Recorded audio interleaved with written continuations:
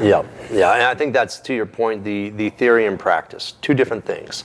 And what looks clean and easy in a textbook and easy for answers and easy to put answers down for an exam versus, okay, how's this really work in the real world when I've got somebody living and breathing in front of me who may have suffered an injury, had something that now you have to adapt and overcome. So that's great that you live that way in both worlds, because I know a lot of practitioners, they get to a certain point and they pick one or the other. Sure. And you have a unique perspective, and I think that's awesome that you can show that to your students. Like, here's what we're teaching you, from the textbook. Here's what I'm going to tell you happens once you're in the real world, because that's a shock to them once they get out. Would you agree? Oh yeah, absolutely. And that's what I told them was like, don't be afraid to mess up. Yep. And I told them, hey, I've messed up a lot, and I'm still going to mess up a lot. But that's the whole thing as far as the learning process goes. And a lot of times, when we try and base our decisions on just maybe one research study or stuff of that nature. I mean, the thing about research is it's very clinical and it's very controlled, and that's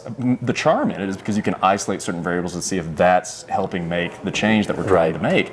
But again, when you start applying this in the real world's messy, and there's a lot of things that have to be controlled to in order to get those same results. So, it's one of those things where we always try and let them know, okay, here's kind of your best case scenario, and here's a something we've seen to be effective. But now how you transition that and work with your athletes and with your clients and things of that nature may be a little bit more of a challenge.